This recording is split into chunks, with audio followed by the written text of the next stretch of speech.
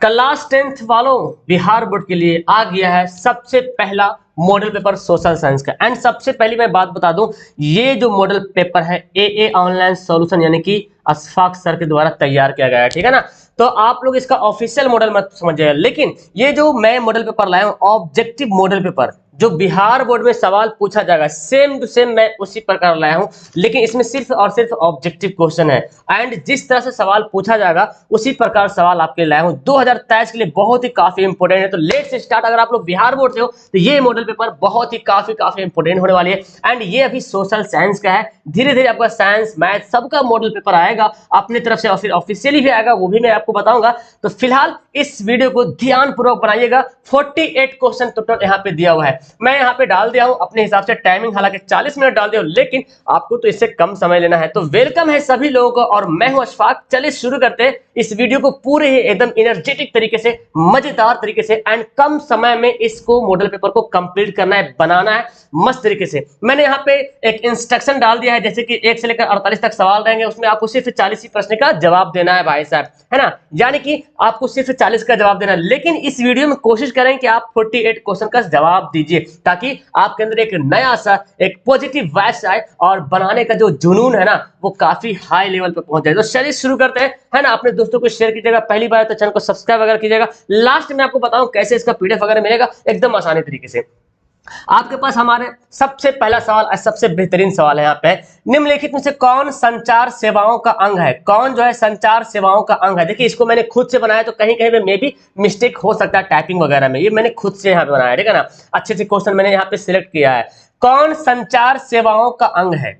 समाचार पत्र, television, telephone, सभी। तो संचार मतलब कम्युनिकेशन सर्विस कौन सा है? तो भाई साहब समाचार पत्र से भी कम्युनिकेशन होता है, एक जगह से दूसरी जगह खबर जाती है कि नहीं, टेलीविजन से भी जाती है एंड टेलीफोन से जाती है। तो इसका आंसर क्या हो जाएगा? इनमें से सभी, यानी कि ऑप्शन नंबर डी आपका बिल्कुल सही आंसर हो जाएगा। आगे सवाल पढ़ते हैं, कौन सा संस्थान भारत में मुद्रा जारी करने के लिए अधिकृत है? ओके, कौन सा संस्थान है जो भारत में मुद्रा जारी करने के लिए, मतलब मुद्रा मतलब करेंसी, भारत में जो करेंसी जो है क्या करता है, जो इश्यू करता है ना, वो एक ऑथोराइज, यहाँ पे कौन सा संस्थान है, कौन सा इंस्टीट्यूशन जो ऑथोराइज है, जो मुद्रा जारी करती है? तो देखिए ऑप्शन है reserve bank of India, state bank of India, संसद, राष्ट्रपति। बताइए भाई, तो भारत में कौन सा संस्थान है जो मुद्रा जारी करता है, पैसा को जारी करता है? तो बैंकों का bank RBI, reserve bank of India, है ना, आरबीआई। ये जो है क्या करता है, भारत में पैसा को जारी करता है, मुद्रा जो छपता है ना, आरबीआई जारी करता है। ओके, ऑप्शन क्या हो जाएगा? ए बिल्कुल हमारा राइट आंसर हो जाएगा, ठीक है। आगे सवाल देखिए, जर्मनी के एकीकरण के लिए कौन उत्तरदायी था? बहुत ही फेमस सवाल और बहुत ही इंपोर्टेंट सवाल है, ठीक है ना। और ये सवाल भी सब पूछा गया एग्जाम में, कहीं ना कहीं सवाल एग्जाम में पूछा जा चुका है, तो मिस मत कीजिएगा कि जर्मनी के एकीकरण के लिए कौन उत्तरदायी, कौन रिस्पॉन्सिबल रहा है? कौन काबूर, बिस्मार्क, गैरीबाल्डी या मेजनी? क्या होगा? बिस्मार्क इसका बिल्कुल सही आंसर होगा। यानी कि बिस्मार्क जो है जर्मनी के एकीकरण के लिए उत्तरदायी था, क्योंकि उन्होंने बहुत ही ज्यादा प्रयास किया, है ना, जर्मनी के एकीकरण के लिए बहुत ही ज्यादा मतलब रिस्पॉन्सिबल रहा है। ओके, यूनिफिकेशन ऑफ जर्मनी के लिए, ऑप्शन नंबर बी, ठीक है। मजा आ रहा। सेफ्टी लैंप का आविष्कार किसने किया था? Humphry Davy, George Stephenson, James Watt, Crompton. तो सेफ्टी लैंप का आविष्कार किसने किया था?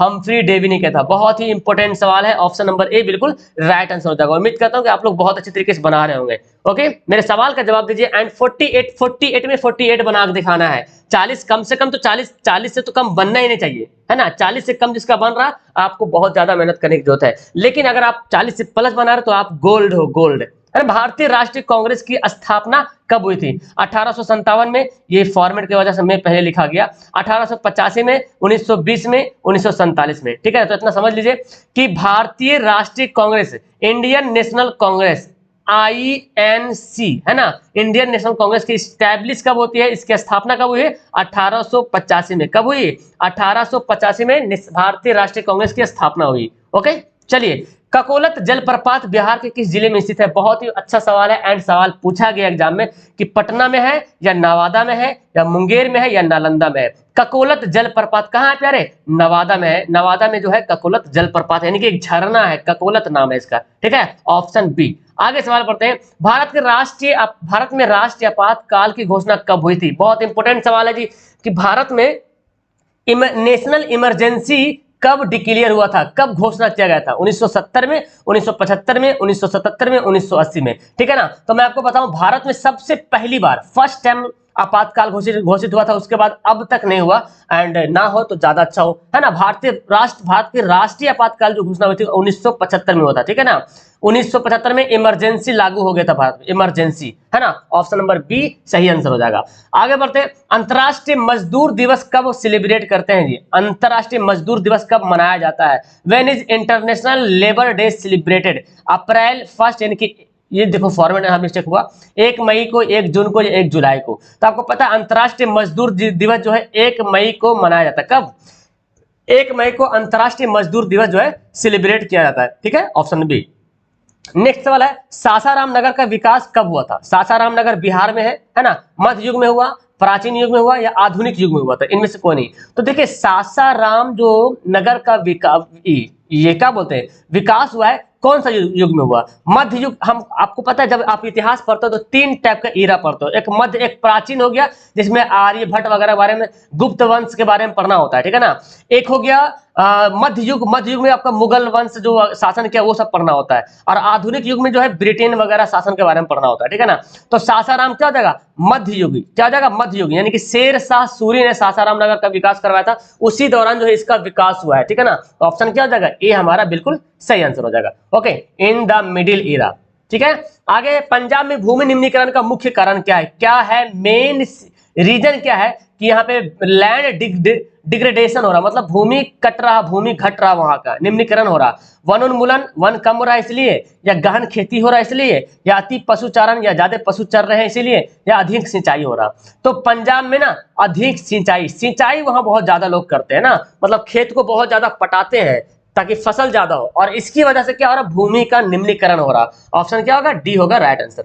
संपूर्ण क्रांति का नेतृत्व किसने किया था? किसने लीड किया था टोटल रेवोल्यूशन का? इंदिरा गांधी ने, महात्मा गांधी ने, जवाहरलाल नेहरू ने, जयप्रकाश नारायण ने। संपूर्ण क्रांति का नेतृत्व किसने किया था? जयप्रकाश नारायण इसका बिल्कुल राइट आंसर हो जाएगा। चलिए आगे बढ़ते हैं, भारत का केंद्रीय बैंक कौन सा है? देखिए अभी आपने पढ़ा आरबीआई के बारे में पढ़ा, अब फिर सवाल पूछ दिया गया भारत का केंद्रीय, सेंट्रल बैंक ऑफ इंडिया कौन है जी? है ना, state bank of India, union bank of India, reserve bank of India या पंजाब बैंक ऑफ इंडिया? तो भारत का केंद्रीय बैंक कौन हो जाएगा? Reserve bank of India. क्या हो जाएगा? आरबीआई। क्या हो जाएगा? RBI, reserve bank of India जो है भारत का केंद्रीय बैंक हो जाएगा, सेंट्रल बैंक हो जाएगा, इसको बैंकों का बैंक कहते हैं, ठीक है ना।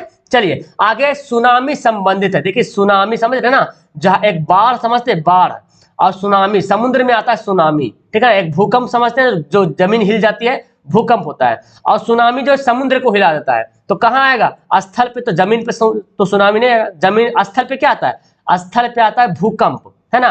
आकाश में तो भवंडर वगैरह होता है, समुद्र में आता है सुनामी। कहां होता है? समुद्र में आता है सुनामी, ठीक है ना। चलिए, कौन खरीफ फसल है? बहुत अच्छा सवाल है, खरीफ फसल रबी फसल से सवाल पूछता है एग्जाम में, तो ये मॉडल पेपर बहुत ही ज्यादा फैंटास्टिक होने वाला है। एंड इस तरीके से मैं कोशिश करूंगा आपके एग्जाम के तक जो है मैं खुद से कम 10 मॉडल सेट आपको प्रोवाइड करूं, हर सब्जेक्ट का, साइंस, सोशल, मैथ, सब का, हर लैंग्वेज का भी 10 मॉडल पेपर। तो ये अभी पहला है, आप लोग का प्यार यहाँ पे देखना है, आप लोग का सपोर्ट देखना है कि इसको कितना अच्छी तरीके से आप लोग लाइक करते हो, दोस्तों को शेयर करते हो, तब जाके हमें हौसला बढ़ेगा और हम आपके लिए आगे भी मॉडल पेपर बनाएंगे, एकदम बेस्ट एकदम सिलेक्टेड वाला क्वेश्चन, है ना। खरीफ फसल कौन है? गेहूं, तिलहन, जौ या धान? तो ऑप्शन याद रखिएगा डी। धान क्या है? खरीफ फसल है, और गेहूं अगर पूछेगा तो रबी फसल है। तो खरीफ और रबी पूछता है तो याद कीजिएगा। चलिए हो गया, आगे देखिए, बिहार में प्रायः कौन सी मिट्टी पाई जाती है? बिहार में अक्सर, प्रायः मतलब अक्सर जो है कौन सी मिट्टी पाई जाती है? लाल मिट्टी, काली मिट्टी, जलोढ़ मिट्टी या लेटेराइट मिट्टी, है ना। बिहार में क्या, पूरे भारत में सबसे ज्यादा जो है जलोढ़ मिट्टी पाई जाती है, और बिहार में भी जलोढ़ मिट्टी बहुत ज्यादा पाई जाती है, ठीक है ना। ऑप्शन क्या हो जाएगा? सी वाला बिल्कुल सही आंसर हो जाएगा। ये सवाल बहुत इंपोर्टेंट है, कान्हा राष्ट्रीय उद्यान कहाँ है? कान्हा नेशनल पार्क, है ना जी। कान्हा नेशनल पार्क कहाँ है जी? कर्नाटक में है, केरल में है, या मध्य प्रदेश में, या उत्तर प्रदेश में? तो याद कीजिए, कान्हा राष्ट्रीय उद्यान सवाल पूछा गया है, ये कहाँ है? एमपी में है। ऐसे आपकी किताब में राष्ट्रीय उद्यान बहुत सारा दिया हुआ है ना। कार्बेट नेशनल पार्क है, पेरियार है, बहुत सारा है, तो उसको एक बार जरूर देखिएगा, क्योंकि सवाल कहीं से भी छप सकता है। तो ये सवाल छपा हुआ था, इसलिए मैंने यहाँ पे दिया सारा important question, option number C. Okay, चलो नेक्स्ट सवाल देखिए, बिहार में ताप विद्युत केंद्र कहाँ है? ताप विद्युत केंद्र मतलब थर्मल पावर स्टेशन बिहार में कहाँ है? थर्मल पावर स्टेशन गया में है या बरौनी में है या समस्तीपुर में या कटिहार में है? तो बिहार में ताप विद्युत केंद्र कहाँ है?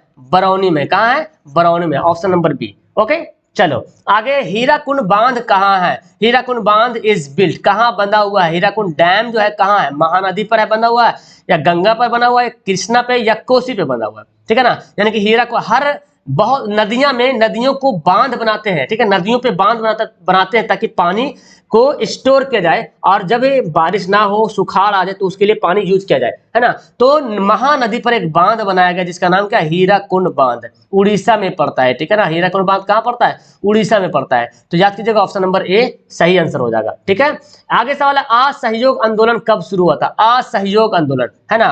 असहयोग आंदोलन कब शुरू हुआ था? 1919 में, 1920 में, 1930 में, 1942 में? तो याद कीजिएगा 1920 में असहयोग आंदोलन शुरू हुआ था, है ना। और 1922 में असहयोग आंदोलन क्या हुआ? वापस ले लिया गया था, मतलब खत्म कर दिया गया था। 1930 में जो है सविनय अवज्ञा आंदोलन, याद करिएगा सविनय अवज्ञा आंदोलन। 1919 में जालियांवाला बाग, है ना, जालियांवाला बाग हत्याकांड हुआ था। रॉलेट एक्ट भी इसी टाइम में हुआ था, है ना, रॉलेट एक्ट। 1942 में भारत छोड़ो आंदोलन, है ना, भारत छोड़ो आंदोलन हुआ था। ठीक है ना, ये सभी पॉइंट आपके लिए काफी इंपोर्टेंट हो जाता है। आगे है,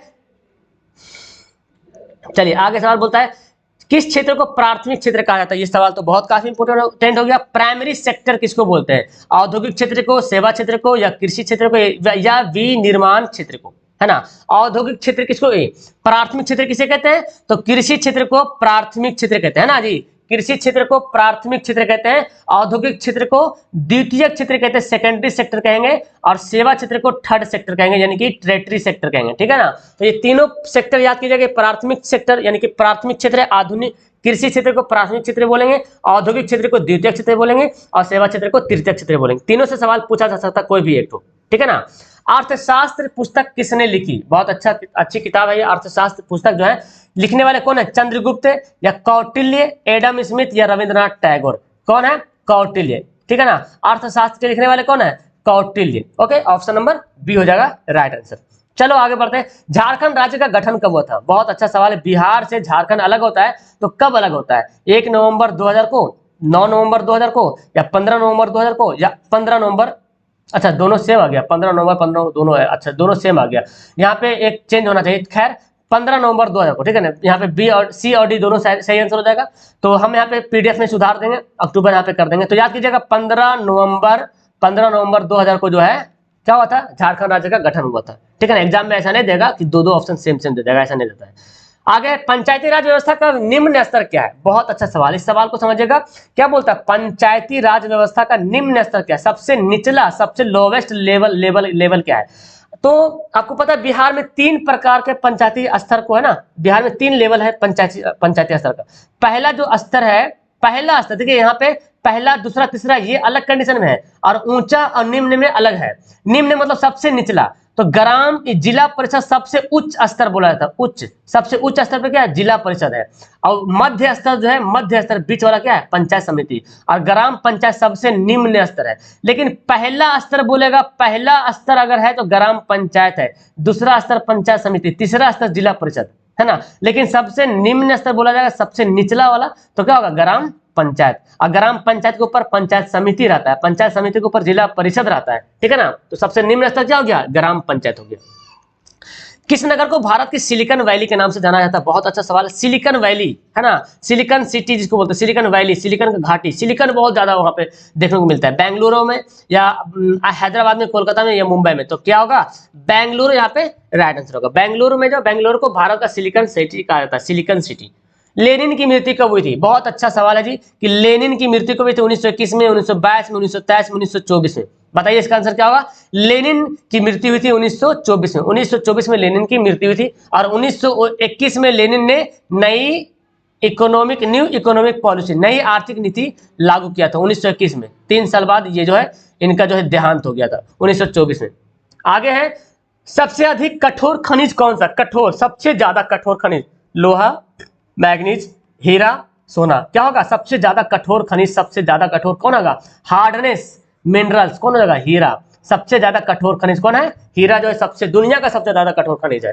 ओके, आगे है, यंग इटली की स्थापना किसने की थी? बिस्मार्क ने, मेजनी ने, नेपोलियन ने या हिटलर ने? यंग इटली और यंग यूरोप दोनों की स्थापना जो है मेजनी ने किया था। यंग इटली और यंग यूरोप, यंग इटली और यंग यूरोप दोनों की स्थापना जो है मेजनी ने की थी। ठीक है।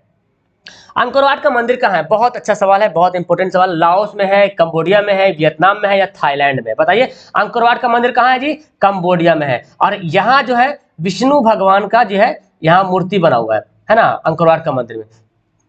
सूर्यवर्मन द्वितीय ने इसको बनवाया था। ठीक है ना, तो याद कीजिएगा कहाँ है, तो कंबोडिया में है। चलिए आगे सवाल है, बिहार का सबसे बड़ा नगर, सबसे बड़ा शहर, सबसे बड़ा नगर कौन है? पटना, हाजीपुर, भागलपुर, दरभंगा? तो यार ऑब्वियसली सी बात है पटना यहाँ पे सही आंसर होगा। बिहार का सबसे बड़ा नगर कौन है? पटना है।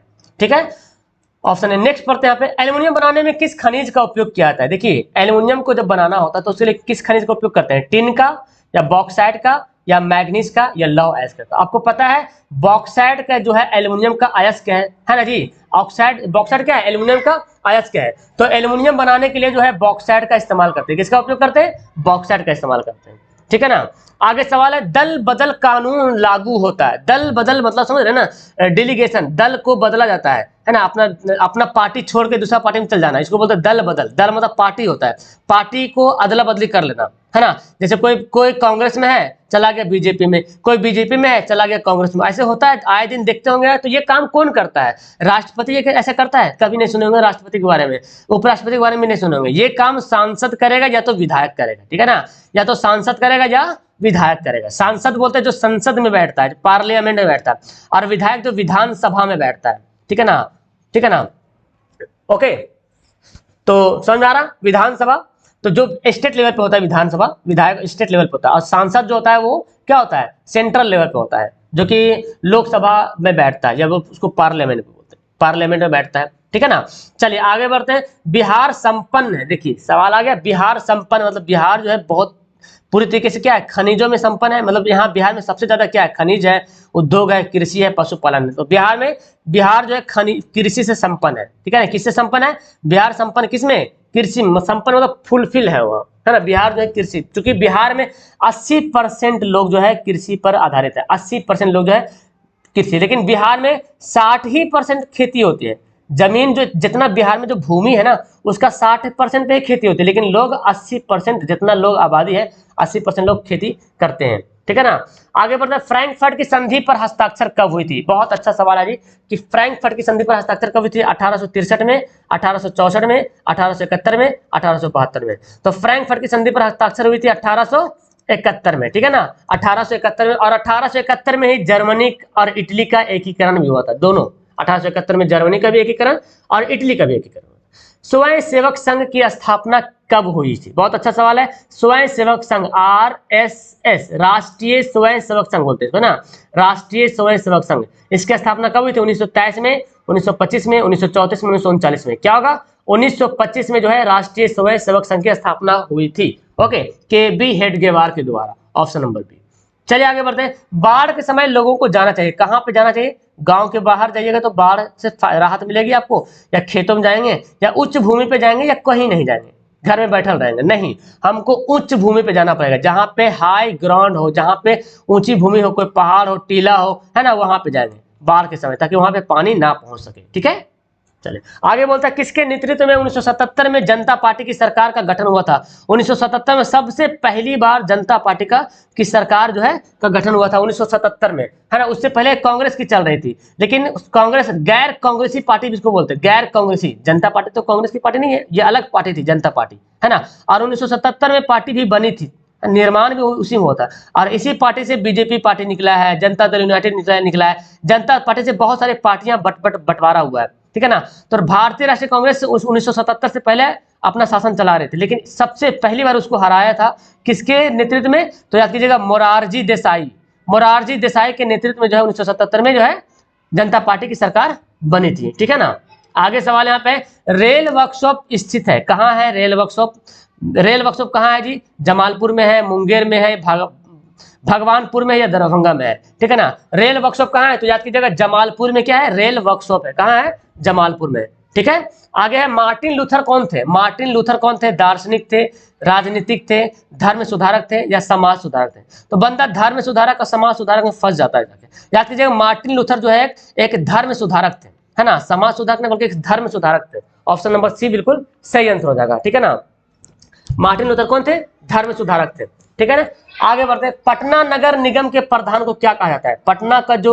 पटना जो नगर निगम है उसके जो मेन मेयर होता है उसके प्रधान को क्या कहते हैं? महापौर कहते हैं या नगर प्रधान कहते हैं या नगर सचिव कहते हैं? इनमें से कोई नहीं कहते, ठीक है ना। तो पटना के नगर निगम जो है, पटना नगर निगम के जो प्रधान है, जो चीफ है, उसको क्या बोलते हैं? महापौर बोलते हैं। क्या बोलते हैं? महापौर बोलते हैं, जिसको मेयर भी कहा था, मेयर। इस तरह से बिहार में बहुत सारा आपका नगर निगम, जैसे गया नगर निगम, मुजफ्फरपुर नगर निगम, बहुत सारा है ना, भागलपुर नगर निगम, ठीक है। तो नगर निगम का जो प्रधान कौन होता है? मेयर होता है। चलिए आगे बढ़ते हैं। हिंद चीन में बसने वाले फ्रांसीसी को कहे जाते थे?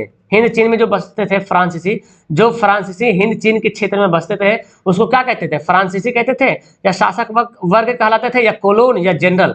तो जो फ्रांसीसी हिंद चीन के क्षेत्र में बसते थे उसको कोलोन कहा जाता था। क्या? कोलोन। Option number C. आगे है, बिहार के कितने प्रतिशत भौगोलिक क्षेत्र में वन का फैलाव है? टोटल बिहार का जो भौगोलिक क्षेत्र है, जो वन का क्षेत्र है, उसमें कितना क्षेत्र में वन जो है फैला हुआ है ना? 15% या 20%? ये परसेंट के अनुसार यहाँ पे दिया हुआ, प्रतिशत ना, ये परसेंट दिया हुआ है, ठीक है ना। तो 7% याद कीजिएगा, 7%, ठीक है ना। चलो आगे सवाल है, हाजीपुर में रेलवे किस रेलवे क्षेत्र का मुख्यालय है? हाजीपुर में, सवाल ये भी पूछा है कि हाजीपुर में कौन सा रेलवे मुख्यालय है? पूर्व मध्य रेलवे, पूर्व रेलवे, दक्षिण पूर्व रेलवे, उत्तर पूर्व सीमांती रेलवे? तो कौन है? पूर्व मध्य रेलवे। याद कीजिएगा पूर्व मध्य रेलवे का मुख्यालय कहाँ है? हाजीपुर में। सवाल ऐसे पूछता है बहुत बार कि पूर्व मध्य रेलवे का मुख्यालय कहाँ है? तो हाजीपुर में है, ठीक है ना। याद कीजिएगा मुख्यालय के बारे में कि पूर्व मध्य रेलवे का मुख्यालय हाजीपुर में। चलिए आगे है, सूती वस्त्रों की राजधानी है ना, कैपिटल ऑफ कॉटन टेक्सटाइल। सूती वस्त्रों की राजधानी कौन है? सूरत, मुंबई, सोलापुर या नागपुर? सूती वस्त्रों की राजधानी कौन होगा? मुंबई। मुंबई जो है, मुंबई को सूती वस्त्रों की राजधानी बोला जाता है। भारत की सूती वस्त्रों की राजधानी, सूती राजधानी यानी कि कॉटन सिटी बोल सकते हैं मुंबई को, ठीक है ना।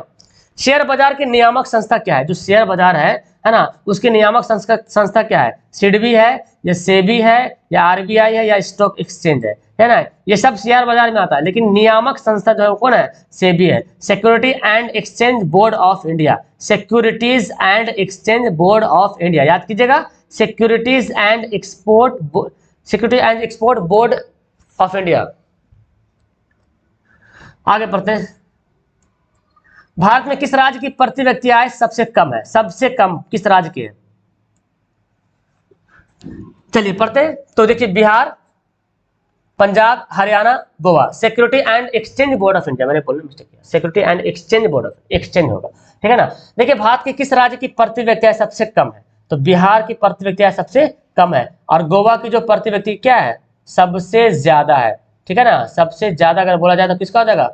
गोवा का हो जाएगा, ठीक है। आगे है, लोकतंत्र का सर्वमान्य गुण है, सर्वोत्तम गुण है, सबसे अच्छा गुण क्या है? लोकतंत्र का सबसे बेस्ट क्वालिटी क्या है? बेस्ट क्वालिटी क्या है? क्या शिक्षा का अभाव अगर है तो क्या लोकतंत्र का बेस्ट क्वालिटी है? नहीं भाई, शिक्षा अभाव रहेगा तो लोकतंत्र की क्वालिटी कहाँ पाएगा?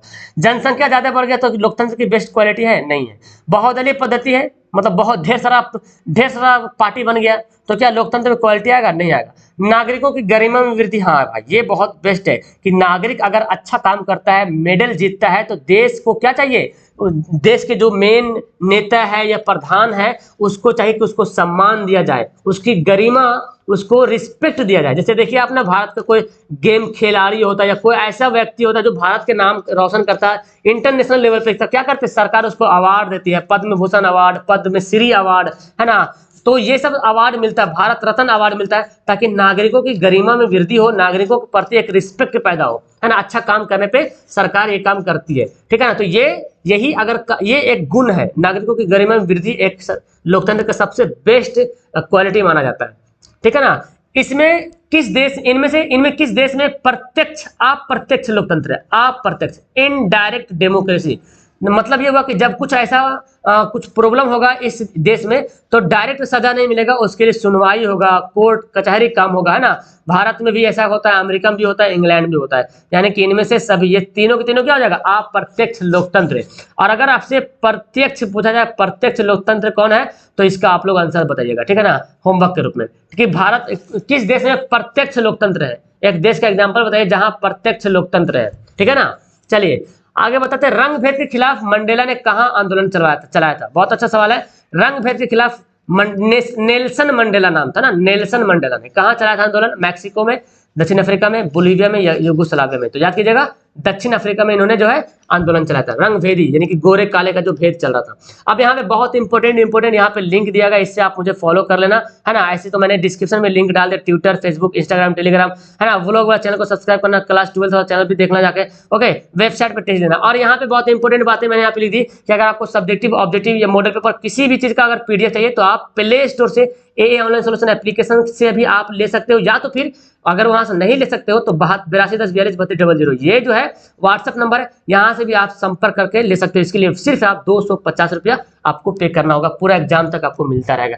That's all, thank you everyone. उम्मीद करता हूँ कि आपको ये सेशन, ये वीडियो, ये मॉडल सेट आपको बहुत ही ज्यादा हेल्पफुल लगा होगा। अगर आपको मजा आया तो नीचे कमेंट करके बताना, ताकि हम आपके लिए आगे भी इस तरह से मॉडल पेपर लाने की कोशिश करेंगे, साइंस का, मैथ का, सबका। Okay, that's all, thank you everyone, bye.